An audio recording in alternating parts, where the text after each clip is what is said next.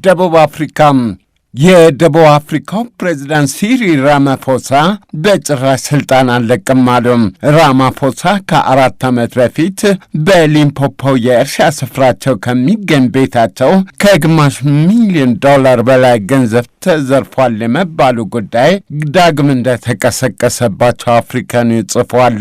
ፕሬዝዳንቱ ይህን ያህል መጠን ያለ የውጭ ምንዛሪ ከባንክ ውጭ ማስቀመጣቸው ወንጀል ነው በሚል ከሳሾቻቸው የሞገቱ ነው። ቀዳሚው ፓርላማ ጉዳዩን እንዲዘጋ ድምፅ ሰጥቶ ነበር። በወቅቱ ሕገ መንግሥታዊ ፍርድ ቤቱ ግን ሰሞኑን የዚያን ጊዜው የፓርላማ ውሳኔ ሕገ መንግሥቱን ያላከበረ ነው የሚል ብይን ሰጥቷል። ጉዳዩ በአሁኑ ፓርላማ ኮሚቴ መታየቱ አይቀርም ተብሏል። ከወዲሁ ፕሬዝዳንቱ ስልጣን ሊለቁ ይገባል የሚሉ ወገኖች በርክተዋል። ራማፎሳ ግን በጭራሽ ስልጣን አልለቅም ማለታቸውን መረጃው አስታውሷል። ኢራን የአሜሪካው ፕሬዝዳንት ዶናልድ ትራምፕ የኢራኑ የተኩስ አቁም መዝለቁንም እንጃሉ። ትራምፕ የኢራኑን የተኩስ አቁም በሕይወት የመዝለቅ ዕድሉ በእጅጉ ከተመናመነ ጽኑ ሕሙም ጋር እንዳመሳሰሉት አልጀዚራ ጽፏል።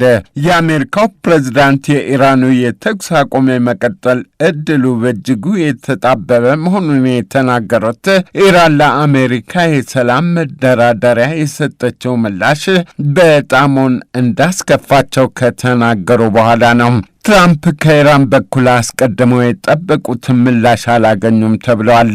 የተገላቢጦሽ ኢራን በምላሿ ጦርነቱ ሙሉ በሙሉ እንዲቆምና የአሜሪካ ባህር ከበባ እንዲቀርላት ጠይቃለች።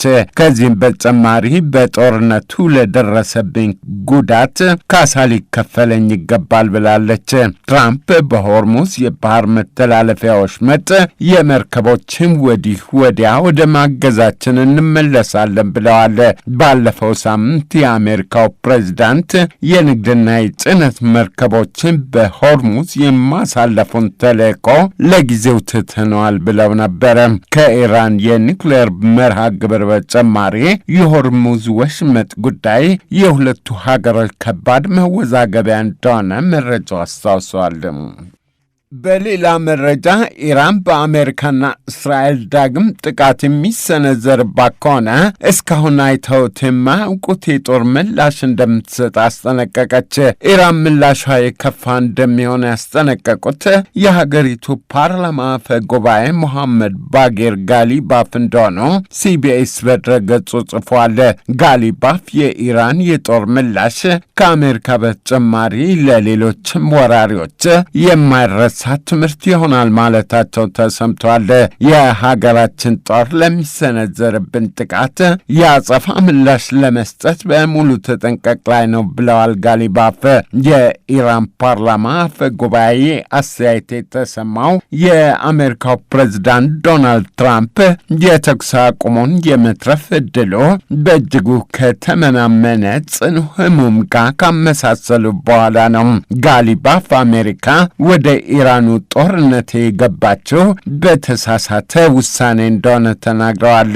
በተሳሳተ ውሳኔ የተገባበት ጦርነት ደግሞ መጨረሻው አያምርም ሲሉ ማከላቸውን መረጃው አስታውሷል። እስራኤል የእስራኤሉ ጠቅላይ ሚኒስትር ቤንያሚን ኔታንያሁ የኢራኑ ጦርነት ገና አላበቃም አሉ።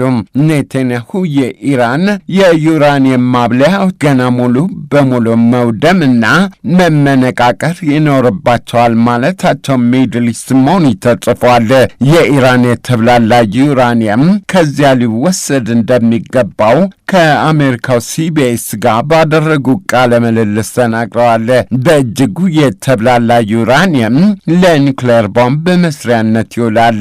ኔታንያሁ የኢራንን የኒውክሌር መርሃ ግብር ሙሉ በሙሉ ድምጥማጡን ለማጥፋት ቀሪ ተግባራት ይጠብቁናል ማለታቸው ተሰምቷል። ኢራን የኒውክሌር መርሃ ግብሬ ለሰላማዊ አገልግሎቶች ብቻ የታለመ ነው ባይነች። በተኩስ አቁም እስከ ገታ ድረስ እስራኤል ከአሜሪካ ጋር በኢራን ላይ በጣምራ ድብደባ ስትፈጽም መቆየቷ ይታወቃል። አድማጮች፣ ዓለም አቀፍ ወሬዎቹ የሰማችኋቸው ናቸው።